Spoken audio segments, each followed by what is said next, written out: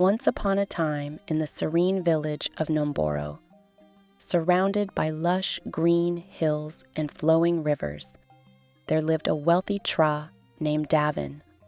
His wife Thalia was known throughout the village for her beauty and kindness, always helping the needy and sharing her wealth with those less privileged. Together, they had a beloved daughter named Bozena, who possessed a mother's gentle spirit and her father's keen business sense. Their home brimmed with love and music. Thalia often taught Bozena to cook hearty stews and sweet bean porridge, humming softly as they worked side by side.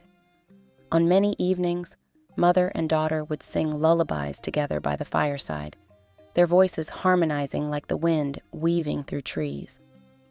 Davin, on the other hand, showed Bozena how to record trades, weigh produce, and handle village negotiations. He would often say, "A sharp mind feeds a full belly, little one." Bozena adored these lessons and soaked in every word her father spoke. Their life was joyful, filled with dances during the harvest and laughter echoing through wide halls. The garden behind their house blossomed with jasmine and guava trees. Bozena grew up happy, loved, and full of dreams. However, misfortune struck when Thalia fell gravely ill. For many moons, Davin sought the best healer in the land, bringing in doctors from distant villages. But alas, they could not save her, and with time, her situation got worse. As she lay on her deathbed, Thalia called for her daughter. "Bozena, dear, my love," she whispered, her voice trembling. "When I am gone, remember to be good and virtuous. Trust in God, for I will always take care of you. I will watch over you from the world beyond." Bozena clutched her mother's hand, her young face streaked with tears. "Don't leave me, Mama. I'll be good, I promise. Please, don't go." Thalia smiled weakly and brushed a strand of hair from her daughter's face. "My songbird, sing louder than the world's sorrow. One day, you'll understand." With tears rolling down her cheeks, Bozena held her mother's hand until she drifted into eternal sleep. Devastated, Davin tried to keep his sorrow at bay, but was unable to shake the emptiness that filled his heart. He threw himself into his work, leaving Bozena to fend for herself. After some time, feeling incomplete, and perhaps seeking a nurturing hand for Bozena, Davin remarried a woman named Diana, who was a widow with 2 daughters of her own, Olivia and Clara. He hoped that Diana might fill the void left by her mother, but she turned out to be cruel and demanding. She viewed Bozena as a burden rather than a child of her own, and Clara, having their mother's approval, took great pleasure in tormenting Bozena. They relegated her to the role of a servant, forcing her to do all the day-to-day chores, cleaning the house, fetching water, tending to the farm animals, and cooking the meals. One warm afternoon, Bozena was sweeping the courtyard while the sisters lounged nearby. Olivia and Clara snacked on juicy mangoes, tossing the peels onto the ground without a care to make the courtyard dirty. Diana walked past them with a disapproving frown. "Bozena, why is the floor dirty like this?" she scolded. "Can't you keep this place clean? Get to work, or you face my anger." Bozena, her spirit broken, murmured, "Yes, Mother," as she started sweeping the large yard all over again. Inside the kitchen, as she stirred a pot of egusi soup, Diana stepped in. "You always move like molasses. Why are you so slow?" Bozena didn't look up. "I'm doing my best, ma'am." Diana narrowed her eyes, Are you talking back to me? Bozena turned, trying to keep her voice calm. No, I just miss my mother. Don't mention her again in this house, Diana snapped. You are under my roof now. I'm the only mother you have. Bozena clenched her fist by her side, but said nothing. That evening, she served her stepmother and stepsisters food and sat at the corner of the living room. Her stomach rumbled with hunger as she watched them feast. May I have some food, Mommy? She asked timidly. Food? Diana scoffed. You can eat the scraps left after we finish eating. Don't even think of disturbing us. Olivia tossed a piece of meat into her mouth. You should be grateful we even let you stay here, she sneered. Clara laughed. Maybe we'll save you a bone if you're lucky.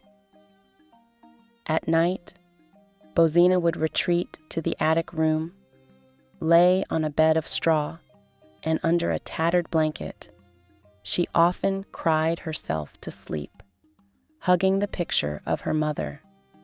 The next morning, she found herself in the kitchen again, washing pots. Thalia's voice seemed to echo in her mind. Sing louder than sorrow. She began to hum quietly. Diana entered, folding her arms. What are you humming? Just a song my mother used to sing. Well, don't. No one wants to hear that dead woman's songs. Bozena looked up, her eyes calm but firm. But I do. Diana stepped forward, raising her hand but paused, seeing the fire in Bozena's eyes. For once, she said nothing and left the kitchen in silence. Later that evening, Bozena was outside feeding the chickens when Clara strutted up. Still playing farmer's wife? Clara mocked. Bozena replied, At least I know how to care for something. Clara's face turned red, but before she could speak, Olivia pulled her aside. She's getting bolder, Olivia hissed. She needs to be reminded of her place, Clara replied. Diana watched from the shadows of the corridor, lips tight. That night, Bozena lay quietly under the rafters. Her tears soaked her pillow. But in this moment of despair, she found companionship in the small creatures around her, the birds that nestled in the rafters and the mice that scurried about. They too recognized that sadness and would often bring her small tokens of affection like twigs or seeds. One day, excitement swept through the village of Nomboro.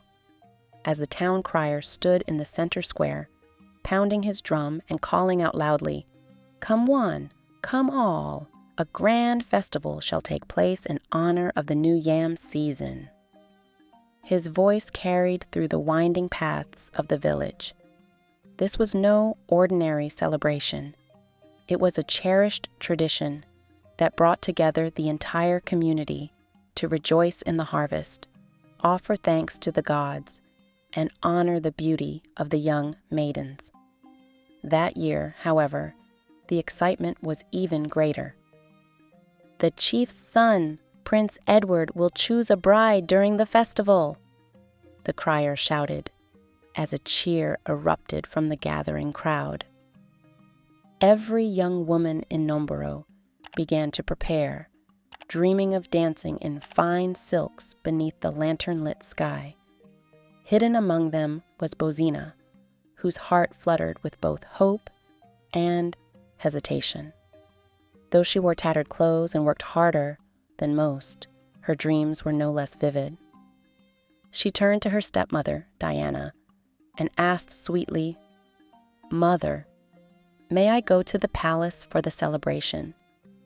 Diana's eyes narrowed as she looked Bozena up and down with scorn. Go to the palace?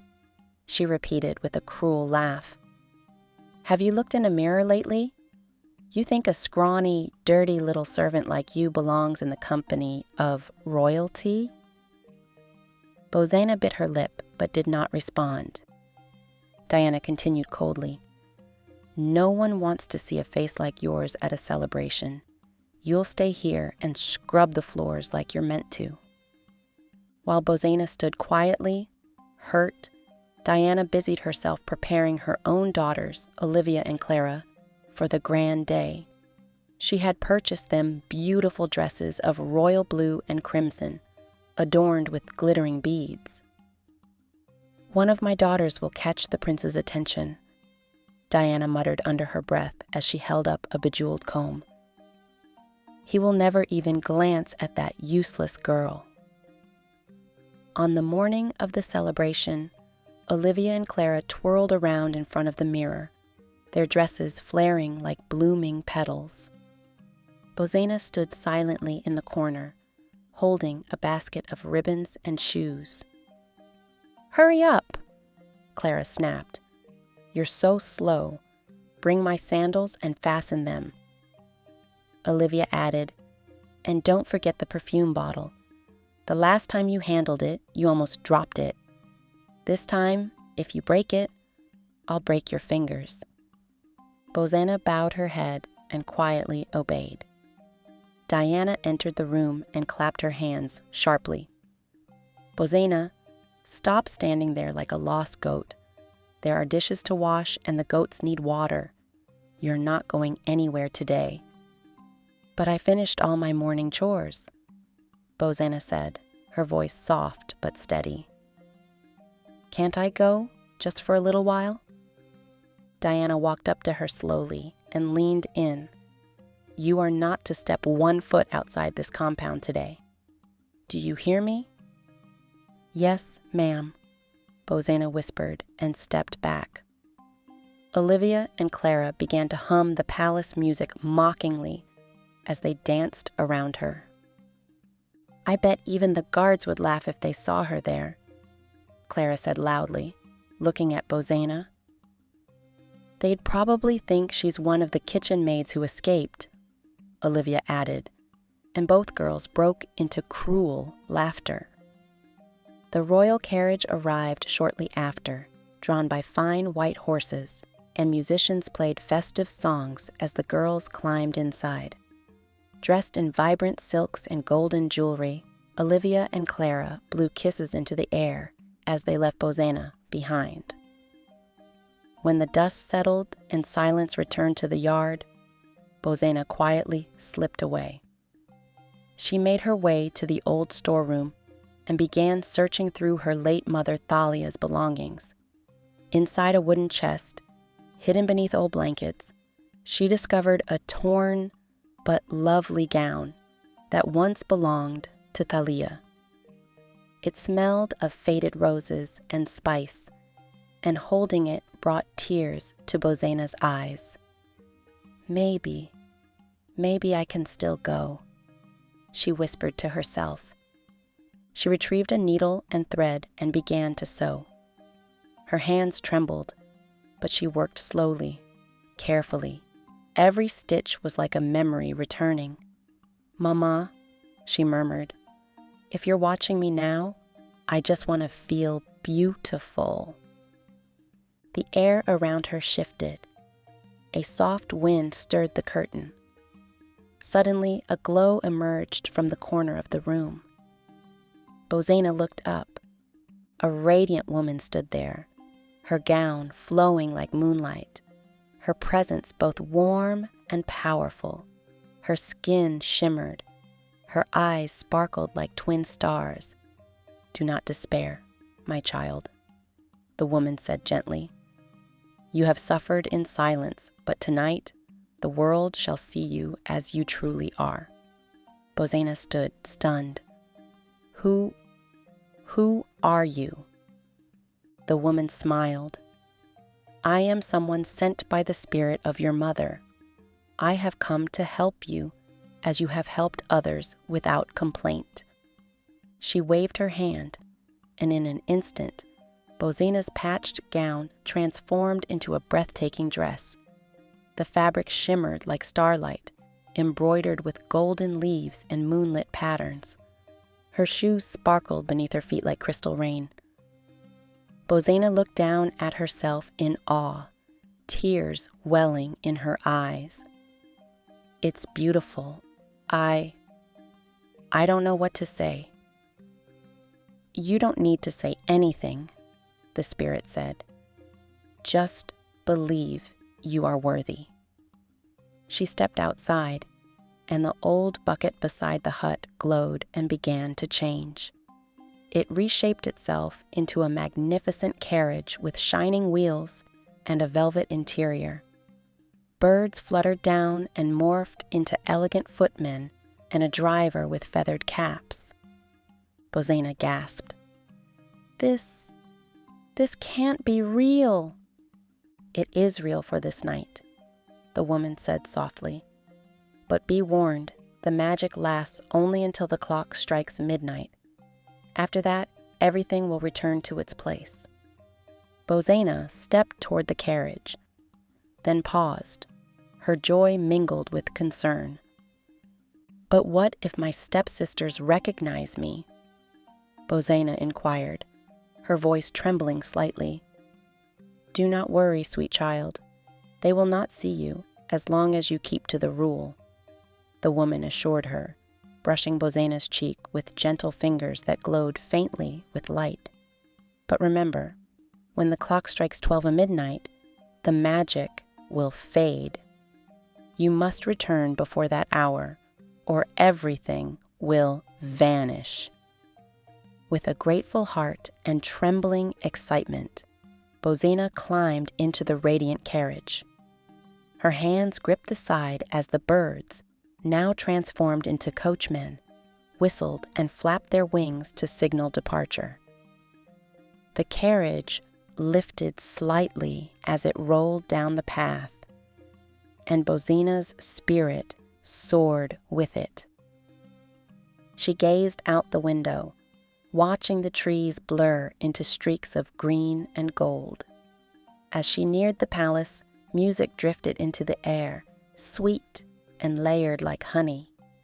Lanterns floated above the gates, and laughter spilled from the grand walls. She stepped out of the carriage with breathless anticipation. Her heart beat wildly as she looked up at the towering palace, every inch of it glowing with festivity and nobility. The courtyard buzzed with guests in elegant clothes. When Bozina entered the main hall, every eye turned. Conversation stilled. Murmurs rose and fell like waves. Even Diana, along with her daughters Olivia and Clara, stood frozen. They did not recognize the graceful woman before them, their servant girl now radiant with poise and beauty. Bozina kept her head high as she walked further into the room, though her hands trembled at her sides. From across the room, Prince Edward, dressed in an embroidered navy tunic with silver threads, watched her. His breath caught in his chest. He took one step forward, then another. "Good evening," he said, bowing gently. May I have the honor of a dance?" Bozena smiled shyly. "I would like that." As the music shifted into a melodic rhythm, they stepped onto the dance floor. His hand rested lightly at her waist, hers upon his shoulder. They moved as though they'd always known each other. The world faded. The laughter, the whispers, the envy in Olivia's eyes, the confusion in Clara's. None of it mattered. "You're not from around the palace, are you?" Edward asked, voice low. "No, my prince," Bozena replied. "I come from further off, beyond the eastern hills." "Then it was the eastern hills that blessed us tonight," he said, eyes fixed on hers. She looked down. "You're kind." "I only speak the truth," he said, "and I'd like to know your name." Bozena hesitated. Her lips parted, but no sound came. The clock chimed 11 in the distance. As they danced, Edward leaned closer. "Please, let me see you again. Tell me who you are." But Bozena suddenly froze. A strange pressure filled her chest, a tug from the magic within. "I must go," she whispered, panic rising in her voice. Edward caught her hand. "Wait, don't go yet. Please, stay just a little longer. Tell me your name, at least." "I'm sorry," she said, her eyes glistening. "I cannot."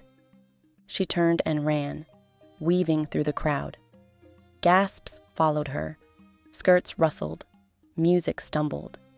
She nearly lost her balance at the marble steps. One of her delicate shoes slipped off her foot, but she didn't stop to pick it up. She could already feel the magic trembling within her dress. "Wait!" Prince Edward shouted, racing after her, but the crowd was too thick, the palace gates too wide, and the night too fast. He reached the steps just in time to see the golden carriage disappear into the shadows. All that remained was a single shimmering shoe. He picked it up gently, staring at it like it was a sacred relic. "I must find her," he declared. "No matter how far I must go." In the days that followed, Prince Edward met with his advisors and palace attendants. He could not sleep, nor eat, without thinking of the girl who danced like a dream and vanished like mist. "We shall search every home," he declared. "The girl who fits this shoe shall be my bride." And so, his men rode day and night across towns, announcing the search. Trumpets rang, and royal guards knocked on every door. Back in Numboro, Bozena had returned to her old clothes and resumed the chores under Diana's strict supervision. She moved quietly, but the light in her eyes hadn't completely faded. Deep inside, she held on to the memory of that night, like a flame hidden from the wind. Diana, meanwhile, laughed with Olivia and Clara over their failed attempt to charm the prince. "He'll come here," she boasted, "and you, my daughters, shall try the shoe. One of you will wear the crown." Bozena remained silent. Then one afternoon, Bozena heard the hoofbeats before she saw them. Horses, guards, trumpets. Her heart skipped. She set down the broom and tiptoed to the curtain, peeking through the folds. Prince Edward entered the home, flanked by his guards. His face was calm, but searching. "Is there a maiden here?" he asked. "Who attended the celebration at the palace?" Diana stepped forward, bowing with exaggerated grace.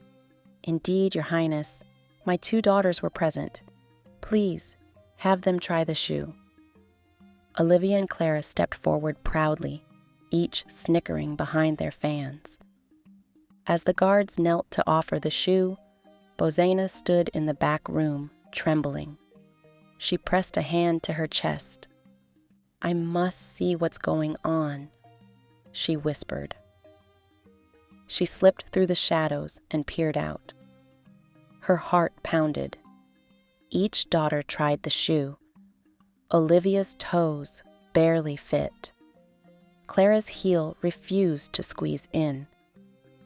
Bozena's hope began to fade, but somewhere deep inside, it stirred again. She remained hidden, yearning, not just for the prince, but for the truth of who she was. Finally, the prince turned to Diana and asked, "Is there anyone else in this house?"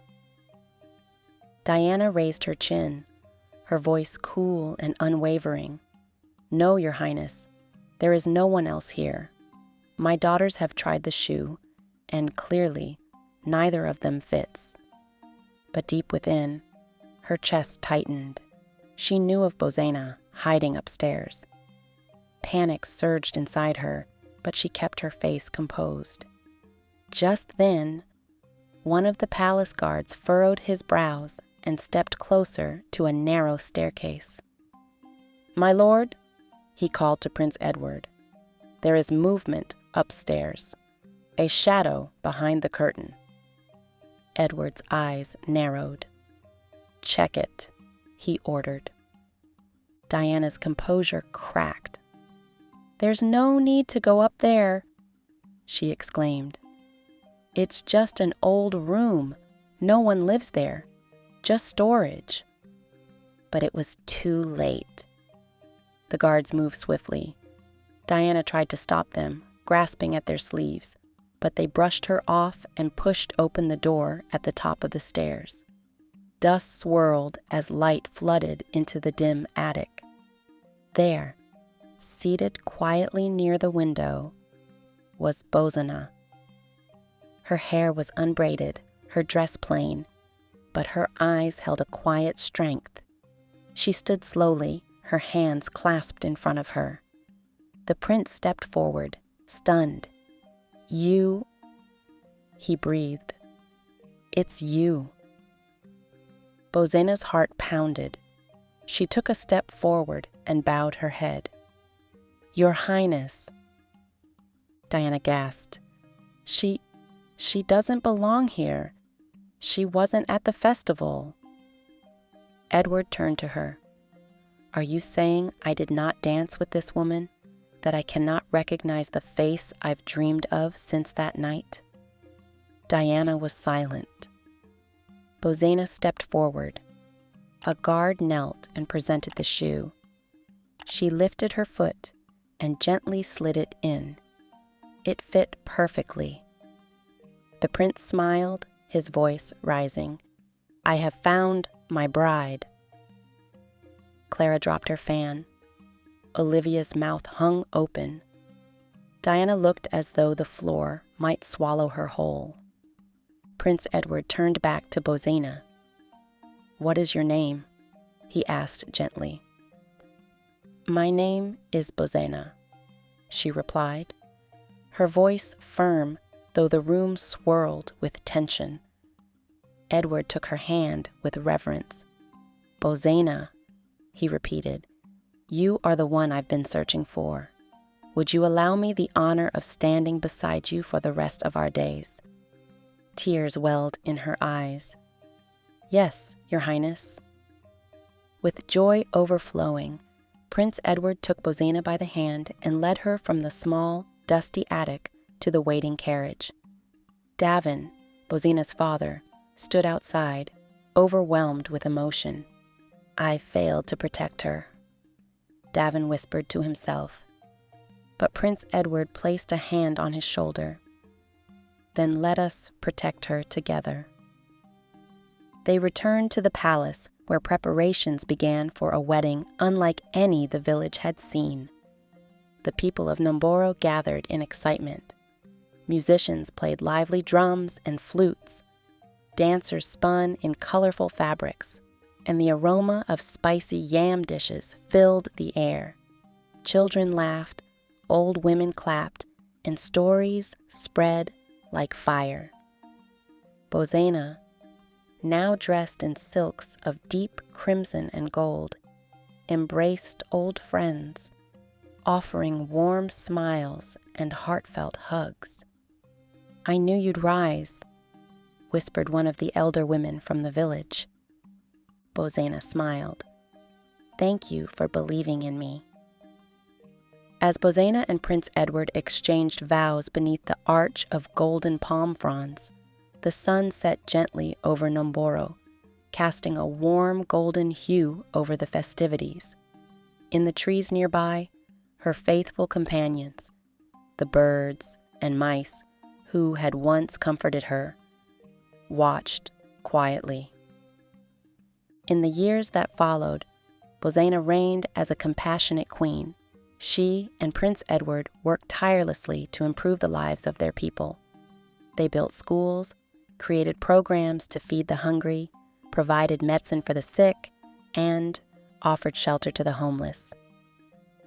Bozena often walked among the villagers, holding children's hands, listening to their stories and remembering her own. "No one will be forgotten," she once said, "not while I breathe." The villagers rejoiced, grateful to have such a queen. Every year, during the New Yam Festival, they retold the tale of the girl who rose from ashes to royalty.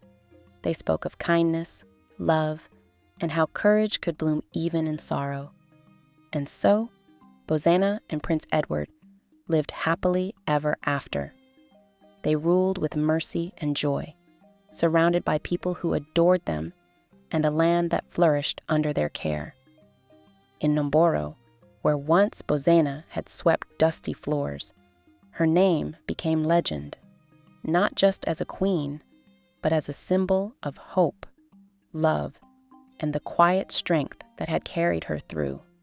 The story of Bozena and Prince Edward teaches us that true worth is not determined by status, appearance, or circumstances, but by inner strength, kindness, and resilience. Despite facing cruelty and rejection from her stepmother and stepsisters, Bozena never lost her compassion or hope. She remained humble, patient, and quietly courageous, even when the world seemed to turn against her. Her journey reminds us that good things come to those who stay true to themselves. No matter how long the struggle, light can find its way through darkness.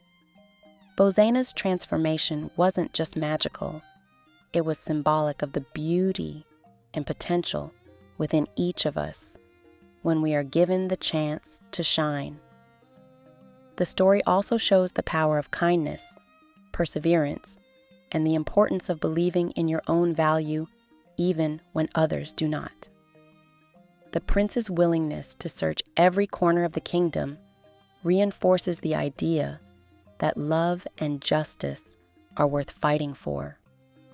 Ultimately, Bozena's rise from oppression to royalty is a powerful reminder that grace and goodness can overcome adversity, and that every person, no matter how overlooked, deserves to be seen, heard, and loved. Thank you so much for watching Story. If this story touched your heart or inspired you in any way, please don't forget to subscribe to the channel so you won't miss the next one. And if you believe someone else needs to hear this message, share this video with your friends and family. See you in the next story.